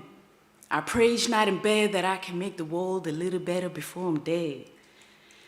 Because I know how it feels to be burned alive. No word of a lie, I've been burned alive. Passed out for 3 days and woke up with 3 away scars. Showed up at the Red Dirt Brick called the United Kingdom, AKA UK. Man, you asked me, are you okay? Man, I'm okay. I ain't even tired. I swarm broken ships and swarm oceans. Learn so many languages, not with my tongue, be with my eyes. I dance with fools connected with love and laugh with enemies. Y'all look at me and think I'm some kind of crazy. Man, I'm all about a life to live, love, laugh, and leave a legacy. My mama told me to love yourself first. Keep your head down and live your life low key. And keep God closer to you. Because this time's illusion, bound with a lot of constitution. The system will automatically corrupt you and abuse you. So come back to your reality, your originality. First, you is a Muslim, black, Somali. And up until today, even though I'm a grown-ass woman, but with a bald head, at least I'm free within. A country that chose equity over equality, I'ma still be the best of me. Even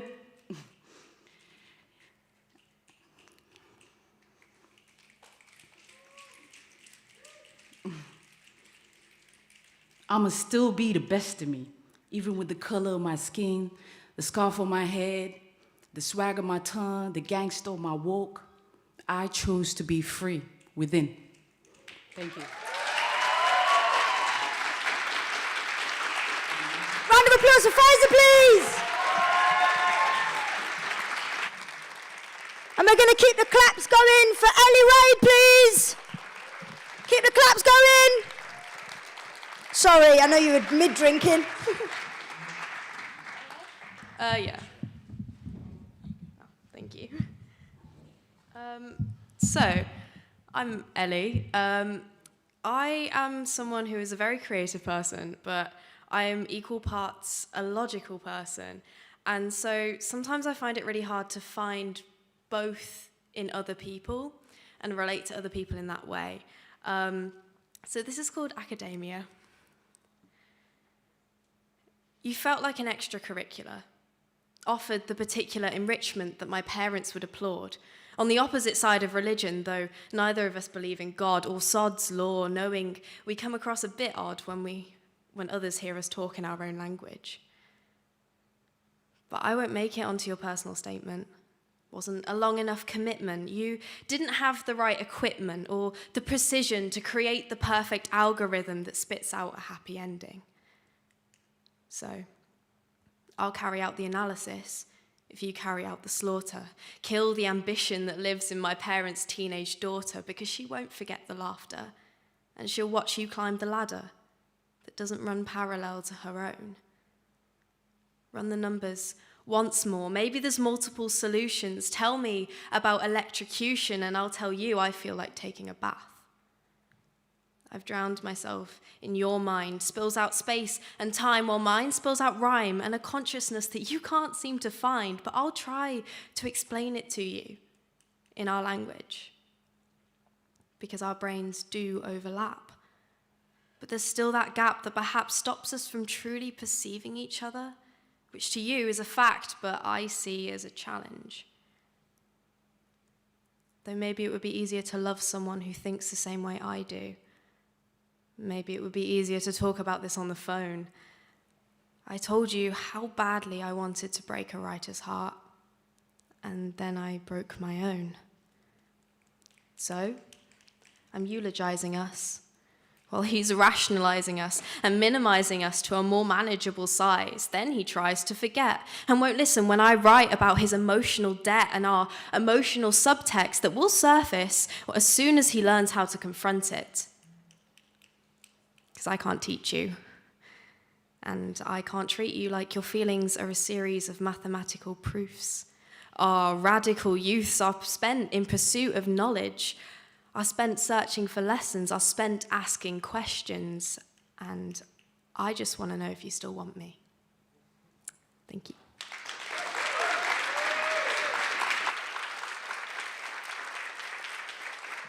Thank you so much, Ellie. I'm going to play a quick game with you now. Is that okay? Thanks for entertaining me. So, everybody got a phone? Hands up if you don't have a phone. Okay. Everybody, if you can pull your phones out for me, please. Don't worry, I'm not going to make you follow Beat Freaks or whatever, I promise you. Yeah, see, Zaki was right, it was not. You were not going to pull it out as well. When I said don't, you won't have to follow Beat Freaks. Everybody on the live stream, I'd like you to do it as well, but it's probably easier for you to get a pen and paper or your phone from next to you. I want you to open your notes app. If you don't have a notes app, a new text message or an Instagram DM, anywhere you can write something. You got it?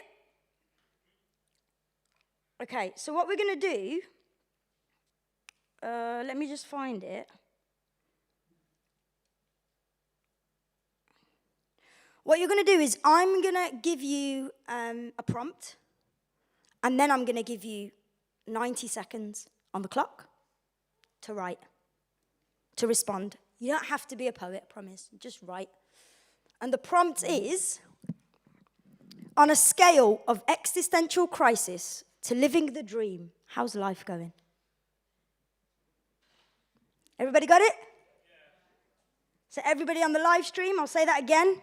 On a scale of existential crisis to living the dream, how's life going? And I'm going to give you 90 seconds on the clock. Go. If you want to put some music on for now, if you don't, I can just chit-chat, distract everyone. No, go on, put on music, Tom.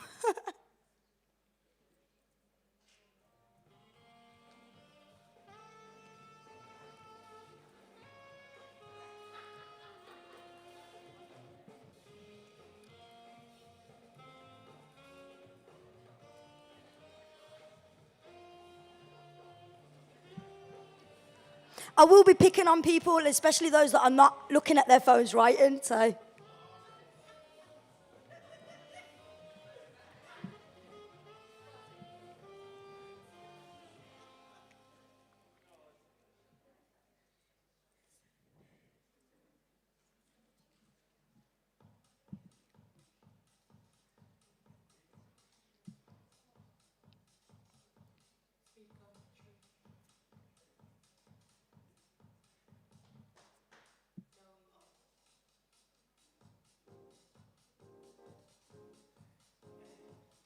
$20 seconds.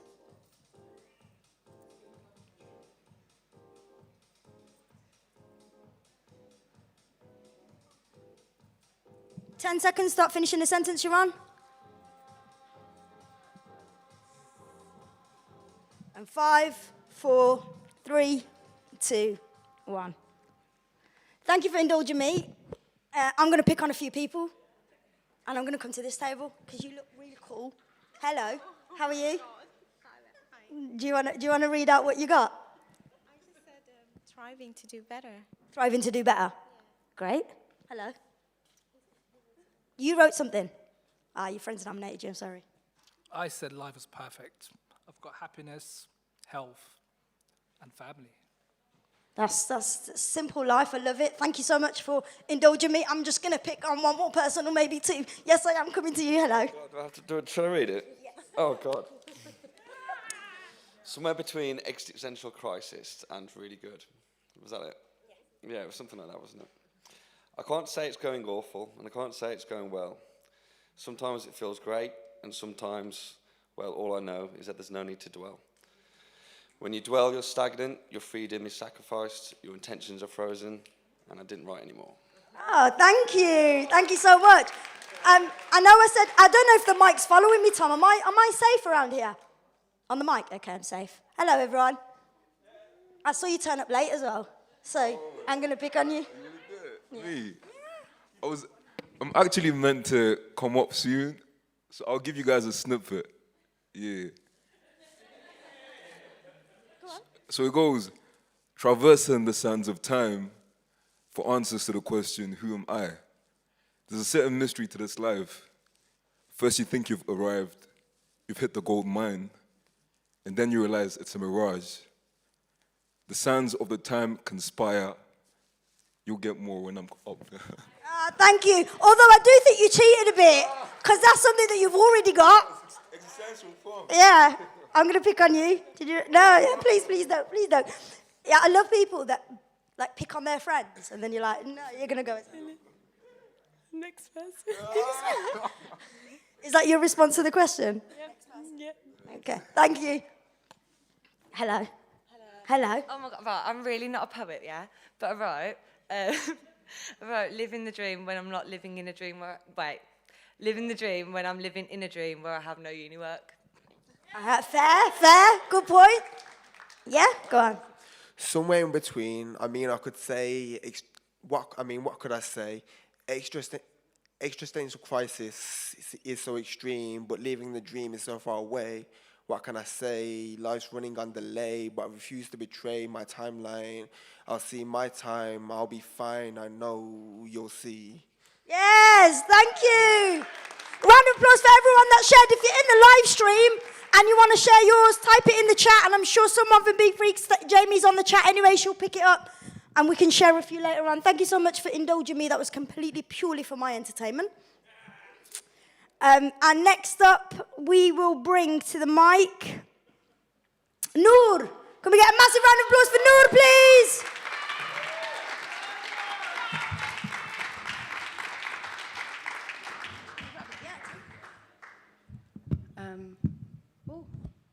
Hello. I'm just going to sit up here because I get bare nervous and my legs start shaking, so this is probably safer.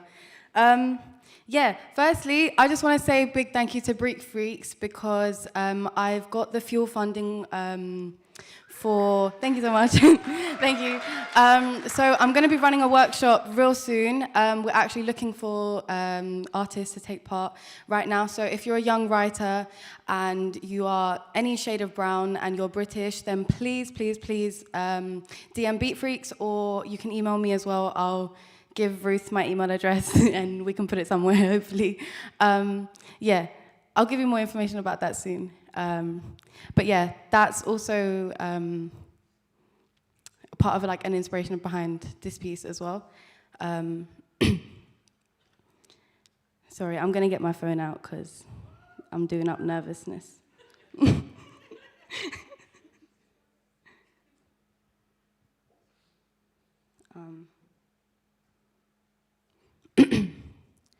So at this point, it's different. It's innate. It's a system. Think about it.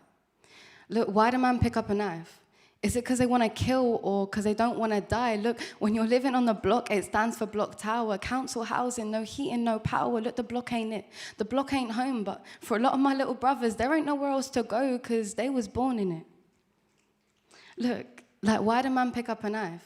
Is it because they want to kill or because they don't want to die? See, man goes to school and he takes his knife. See, man's just a youth and he's lost his life because he shoved a boy and now he started a fight, but he didn't even mean to. He was just trying to get by to get to his lessons on time.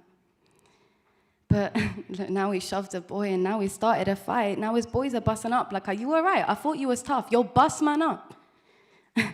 So he pushed him back and the boy fell to the floor. Now his boys were getting gassed because it looked like he settled the score and I swear he was just about to walk out the door. But see, then that boy got up and he right-hooked him. Look, that's when the adrenaline ran to the other boy's head and the other boy there, he juked him. Right in his side with his knife that he picked up from the kitchen when mumsy weren't looking. Look, he hid it quickly and right then he knew he weren't using it for no cooking. He knew that if man was going to right-hook him, he might have to use it to juke him.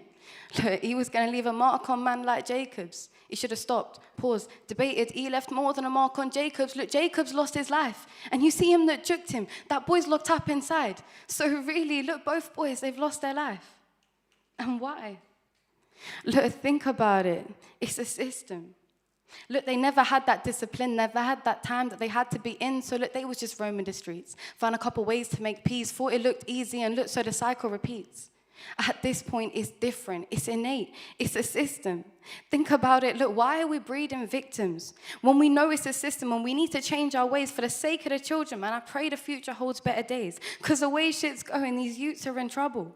The school of crime is their system of education. Their oldest became their teachers, their professors, runners from young, but they weren't training for no Olympics, doing up fractions on the scales, learning to separate from big bits. Look, business lessons was a key component. Only time on the playground was when they was doing rounds, look, sunrise till sundown. Thank you.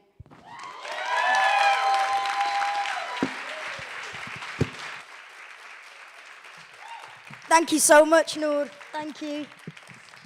And just, if you don't know what fuel is a pot that Beat Freaks distributes up to £500 for a project or an idea or a business, whatever you want to use it on, as long as it's social action and young people. And it's up to £500. You apply via WhatsApp voice note, you get a response within 72 hours, and you deliver it within 4 weeks. So it is actually that easy. The idea of it is to remove all the bureaucracy of applications and funding, and it's for you to pilot and test an idea. I think we're on our last round for Q4, and it's quite popular, so if you're interested, do check out, go speak to Ruth, or check out Beat Freaks' website, or email Tom at beatfreaks.com. Oh no, speak to someone from Beat Freaks. Okay, next up to the stage, I'm going to invite Amalia. Amalia. Keep the class going.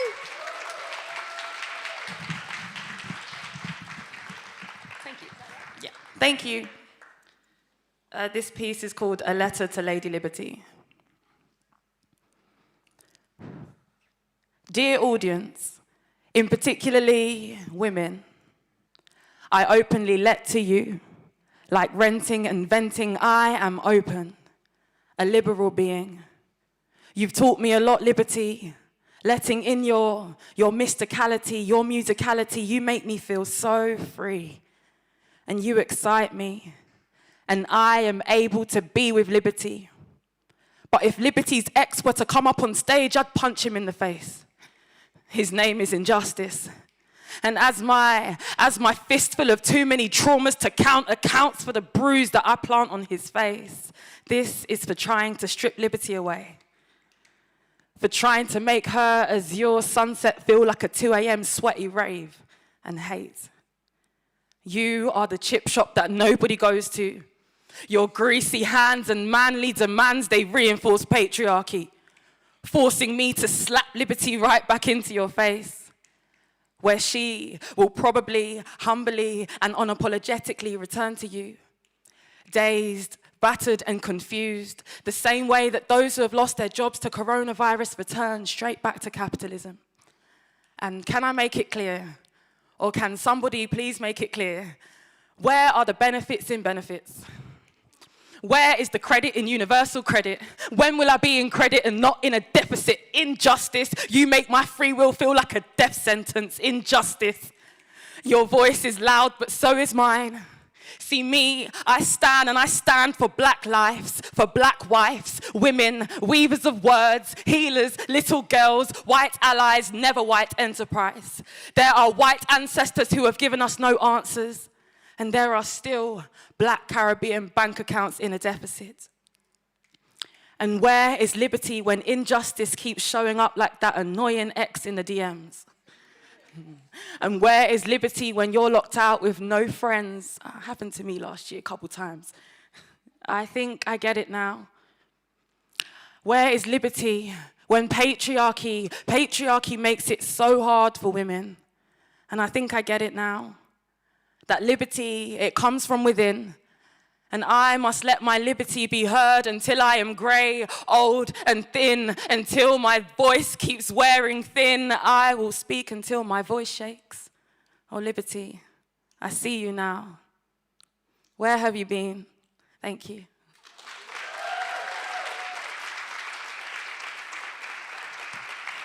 Thank you so much. Round of applause. And we're going to keep the claps going, please, for Destiny. Can we keep the claps going, please? Oh, with the epic hat. Come on.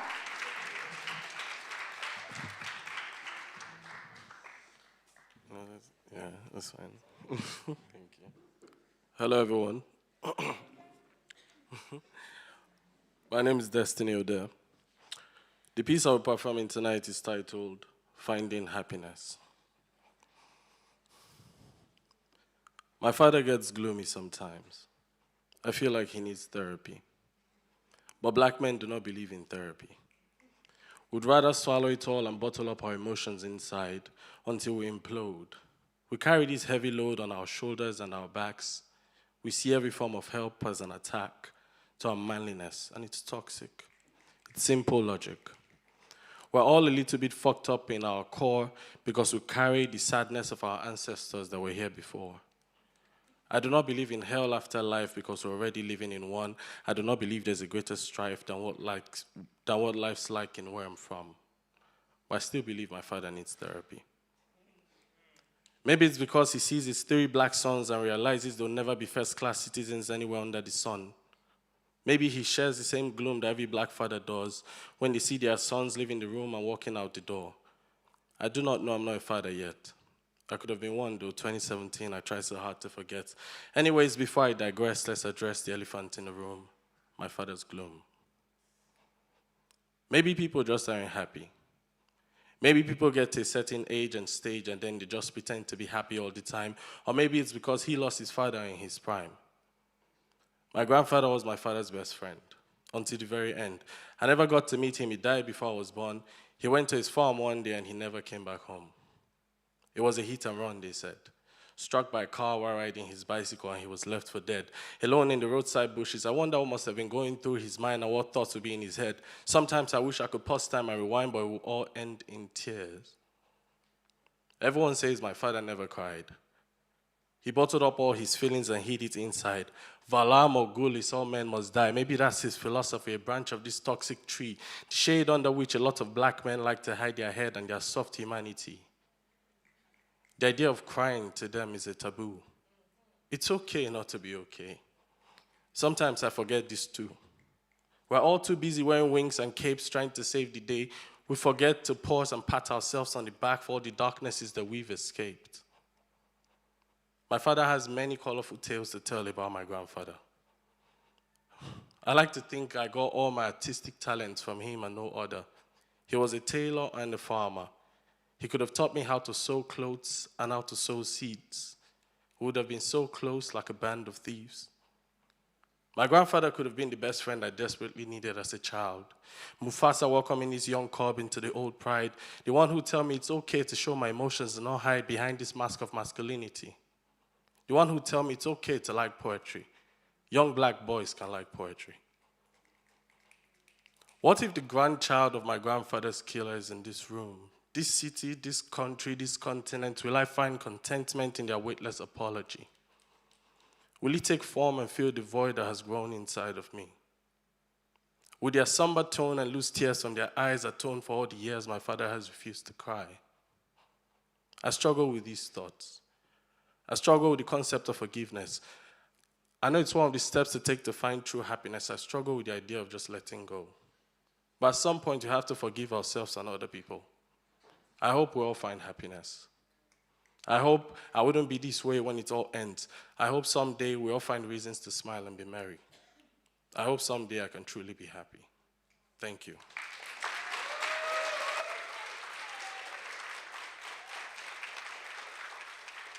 Thank you so much. That was beautiful. Thank you. We're coming up towards the end of the night now.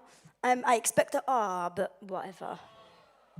We're going to invite to the stage Henry Paul, please. Can we get a massive round of applause for Henry Paul? Yeah, he's coming, he's coming. Keep the claps going.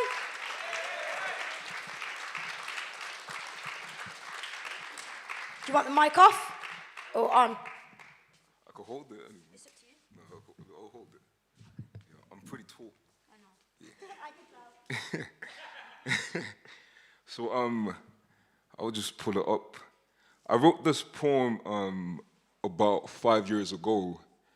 I was on my journey, and I'm still on my journey. And as we all know, life is a sort of journey. Yeah. And the poem basically has an existential theme. And someone asked what the meaning of existential was. It's basically meaning. An existential crisis is where you lack meaning as an individual.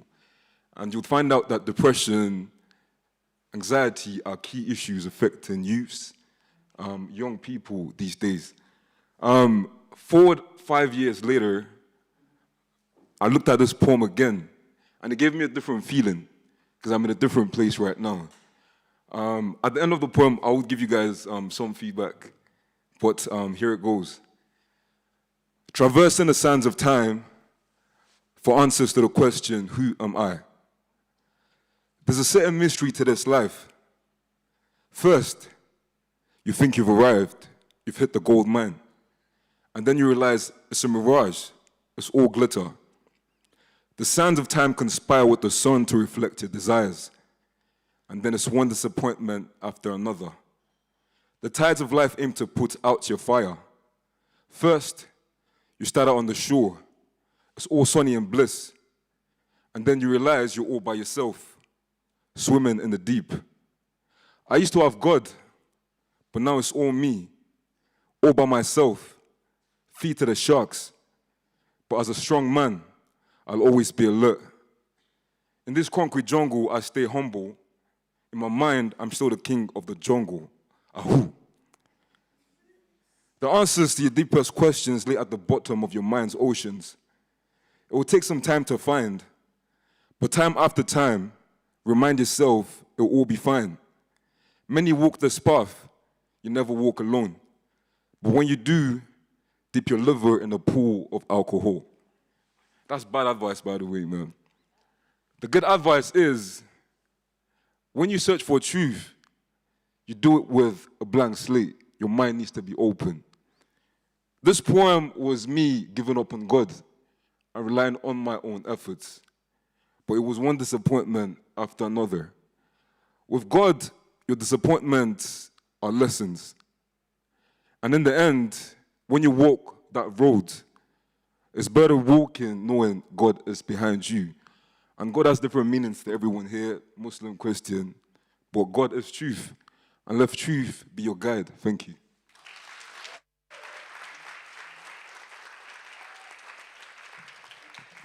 That's some advice to live by. What a beautiful way to end the night. A couple of things that I did want to say. If you enjoyed any of the voices that you heard today, please go and tell them that you really like their words. It's really important that we tell people that we like their words and encourage them to continue expressing themselves. If you tune back to the live stream and want to rip your video off to share it with your own audiences, feel free to do so. We get DMs asking how we can send them out. We don't send them to anybody. People just download them from YouTube and clip their part and use that. You're absolutely welcome to do so. We'll be here on the 2nd of December, back in our usual space. Is that right, Jamie? Back in our usual space, which is the top floor. On the 2nd of December, it will be the final one of the year. We also have an incredible event with Box Out. If you know Box Out in Birmingham, that's happening on the 17th of November. Is that right? At the Night Owl, I think. Have a look online. If you like anything that you heard, the fuel, the opportunities that we have, community.beatfreaks.com is where everything is always at. It's the chance you can sign up, doesn't matter what your age is, you can sign up, you can keep up to date, that's where all our opportunities go, and then you can spread them and share them with whoever you want to share them. Shout out to Paul and Ben on the live stream, thank you so much. Shout out to B Music and all the ushers who've had to work late tonight to host us. And massive shout out to everybody at home for tuning in. Biggest shout out to yourselves. Can we have a massive round of applause to all the performers? Thank you so much and get home safe. Good night.